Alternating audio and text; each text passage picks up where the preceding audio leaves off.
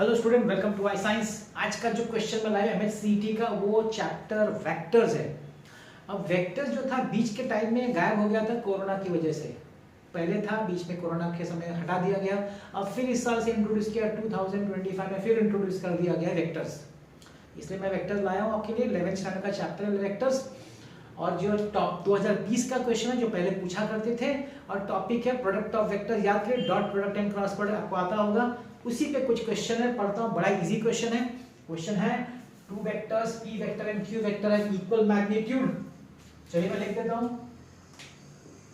Vector p का magnitude is equal to vector q का magnitude.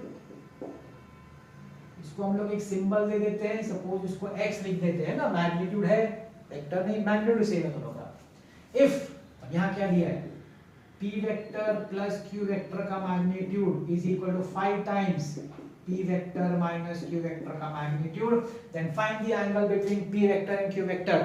अब देखिए, ध्यान दीजिए, जब इस तरह का आपको दो वेक्टर एक बॉक्स में मिले ना, तो क्या करने का, स्क्वायरिंग कर देने का। ये आपको पता नहीं सिखाया गया कि नहीं इस बारे में।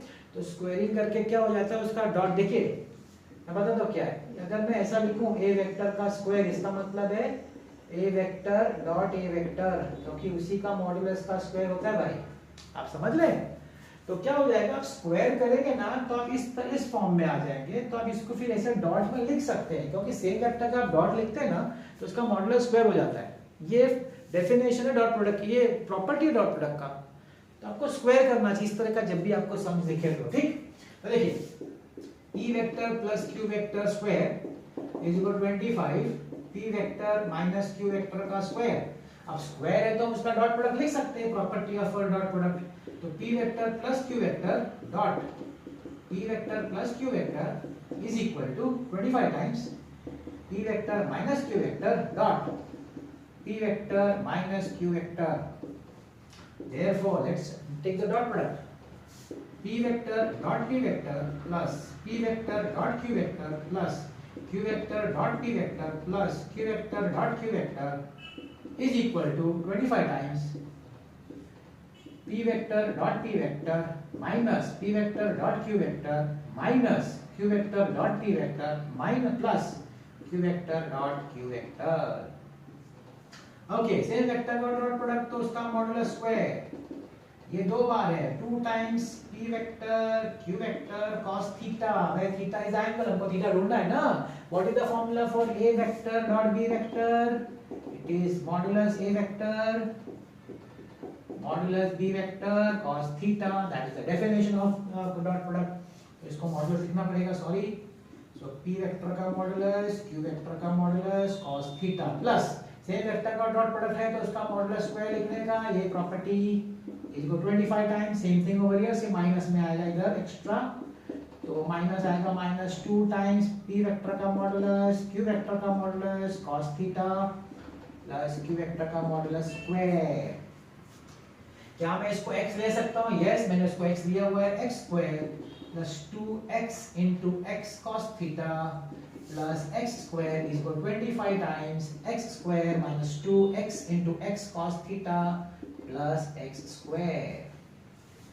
अब यहाँ पे आपका x square कॉमन निकलेगा और 1 plus 2 cos theta, नहीं सर, यहाँ भी सॉरी 2x square, पहले मैं ऐड करके जाऊँ। x square plus x square 2x square, 2x square plus 2x square cos theta equal 25 times x square plus x square 2x square minus 2x square cos theta। Okay, इसमें से 2x square common निकाल लीजिए, 1 plus cos theta is equal to 25। इसमें भी 2x square common निकाल लीजिए, 1 minus cos theta। क्या मैं x square कट कर सकता हूँ? यस, कट कर सकता हूँ, ये बोलते हुए कि x is not equal to 0। Magnitude तो होगा, नहीं तो 0 होगा तो आप नहीं कट कर सकते। हम लोग बोल सकते हैं x 0 थोड़ी होगा, नहीं तो फिर मैग्नीट्यूड 0 होगा तो सॉल्व क्या होगा, है कि नहीं? तो ठीक है, क्या बचा 1 plus cos theta is equal to 25 times 1 minus cos theta। Have a look, let's open the bracket। 1 plus cos theta is equal to 25 minus 25 cos theta। ये minus 25 cos theta को यहाँ लाते हैं, वहाँ ले जाते हैं। 25 cos theta plus cos theta is equal to 25 minus 1। 26 cos theta is equal to 24। cos theta is equal to 24 upon 26. 2 12s are 2 13s are theta is equal to cos inverse 12 upon 13. 12 upon 13 cos inverse. A option. Dot product का property आना चाहिए बस, और कुछ नहीं है. 11th का आपने किया है और आपका वेक्टर्स भी तो किया होगा ना 12th के मैथ्स में, तो वही तो है, ये कुछ नहीं. हो गया इसका सम. और जैसे कि हर बार मैं करता हूँ अपना मंत्र, मैं इसको गुरु मंत्र बोलता हूँ अभी तो, क्योंकि मैं जानता हूँ कि जो इसको पकड़ लेगा. गुरु मंत्र क्या होता है? जब गुरु किसी शिष्य को मंत्र देता है जाप करने के लिए, वो सिद्ध हो जाएगा तो वो बहुत आगे, मतलब बहुत बड़ा हो जाता है फिर. तो मैं आपको मंत्र दे रहा हूँ, इसको आपको सिद्ध करना है. कैसे? फॉलो करके. 4 स्टेप्स है. पहला स्टेप, फॉर्मूला को खुद का हाथ से फॉर्मूला को बनाइए, लिख के. जो चैप्टर पढ़ाया जाता है क्लास में, टीचर पढ़ा रहा है, उसका फॉर्मूला एक एक डिटेल में लिखिए. हर एक टर्म का क्या मतलब है, उसका यूनिट क्या है, उसका कांस्टेंट का वैल्यू क्या है. फायदा, जब भी आप सम्स खुद सॉल्व करेंगे, फॉर्मूला बुक सामने रखने का नहीं आता देखने का. जितने बार देखेंगे फॉर्मूला लर्न होगा. मेजर फायदा जब एंट्रेंस एग्जाम होगा उसके एक दिन पहले फॉर्मूला बुक ही देखने का. पूरा मेहनत आपके सामने आ जाएगा, पूरा पिक्चर बनेगा कि आपने कितना मेहनत से बनाया. सब चीज़ आपके दिमाग में घूमना शुरू हो जाती है, याद आने लगेगा. दूसरा स्टेप, अच्छा सा रेफरेंस बुक लीजिए. 1-2 लेंगे तो अच्छा है. टीचर ने सिर्फ थियरी पढ़ाया, आपने क्वेश्चन चालू किया एमसीक्यूज. टीचर के भरोसे नहीं बैठने का कि टीचर सिखाएगा तब हम, बिल्कुल नहीं.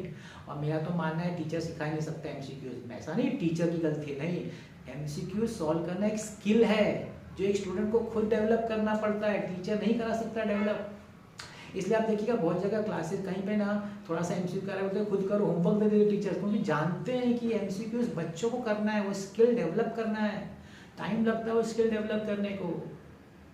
लगे रहने का. पहली बार टॉपिक वाइज करिए, लेकिन एक और बात, जब वापस आगे की बात जब एमसीक्यूज करें ना आप रेफरेंस में से, अलग अलग रैंडमली उठाइए. क्यों? एंट्रेंस में रैंडम आता है ना, उसकी आदत डालिए. कहीं से ग्रेविटेशन से उठाया, कहीं से सेमीकंडक्टर से उठाया, कहीं से वेक्टर, मतलब अलग अलग चैप्टर से उठाइए. अपनी आदत, अपने को तकलीफ होगी मगर बाहर आइए उस कंफर्ट जोन से. अपने आप को तकलीफ उसमें डालिए, सिचुएशन में डालिए कि जैसा बोर्ड का एंट्रेंस का जैसे जो वैसा कुछ भी क्वेश्चन होगा अपने को करना है. फिर देखिए क्या आप में निखार आता है, क्या आप डेवलप होते हैं. तीसरा PYQs देखने का. रिपीट नहीं होता, एक आध रिपीट होता है, लेकिन रिपीट जनरली नहीं होता है. और वो अलग अलग सेशन होता है तो कहाँ एक को रिपीट होगा दूसरे को तो रिपीट होगा, अगर हुआ भी बाई चांस. देखने का मैं इसलिए लाया. देखिए मेरा MSCT है, नीट है, JEE है, एडवांस है. जो आपको अच्छा लगता है देखिए. क्वेश्चन देखा, पॉज किया, अगर आपने सॉल्व, अगर आपने पढ़ा हुआ है तो ट्राई करिए. आगे तो बहुत अच्छी बात है, नहीं आगे एक बार देख लेने का ना, रिविजन हो जाएगा. ये PYQs इसलिए मैं लाया हूँ. और चौथा सबसे इम्पोर्टेंट टेस्ट, हफ्ते में 2 टेस्ट देने का. अब बड़े बड़े क्लासेस में ऐप होता है, कस्टमाइज आप टेस्ट अपने हिसाब से दे सकते हैं. नहीं है क्लासेस का देखिए होता है, या फिर ज्वाइन करिए कोई टेस्ट सीरीज अच्छा सा ऑनलाइन. उसमें कैसा रहेगा, आपने जो वीक में पढ़ाई किया ना उसका आपको एक टेस्ट देना चाहिए. तीनों मिला क्या, PCM वाला PCM, PC वाला PC, तीनों मिला के एक टेस्ट देने का वही वीक का. और दूसरा टेस्ट क्या होगा, स्टार्टिंग से लेके अभी तक आपका जितना हो गया ना उसका एक टेस्ट होना चाहिए. तीनों सब्जेक्ट्स मिला के, सिंगल सब्जेक्ट नहीं. 4 चीज़ करिए. हाँ, इसमें मेरा एक है टर्म्स एंड कंडीशन. क्या, आपको जिसने सब्जेक्ट पढ़ाया है ना फिजिक्स, इतना अच्छा पढ़ाया है कि आपका फंडामेंटल स्ट्रांग हो गया है, आपका बेस एकदम पक्का हो गया है. बस आपको किसी की ज़रूरत नहीं, किसी की ज़रूरत नहीं है. ये 4 स्टेप्स करिए और देखिए आपका क्या रिजल्ट आता है, आपको क्या फील होएगा जिस समय आपका रिजल्ट आएगा. बस एंजॉय करिए अपनी पढ़ाई. ये 4 स्टेप्स करते रहिए, एंजॉय करिए. खुश रहेंगे तो ही अच्छा मार्क्स आता है. स्ट्रेस टेंशन लेने से कभी भी अच्छा मार्क्स नहीं आएगा. कभी आप अच्छा नहीं कर पाएंगे. दिमाग हमेशा फ्री रहना चाहिए, टेंशन फ्री. खुश रहिए, एंजॉय करिए. ये 4 स्टेप्स फॉलो करिए, आपको कुछ नहीं करना है, मैं लिख के देता हूँ. ठीक है ना. बस देखते रहिए मेरा वीडियोस. आज का वीडियो देखने के लिए बहुत बहुत धन्यवाद.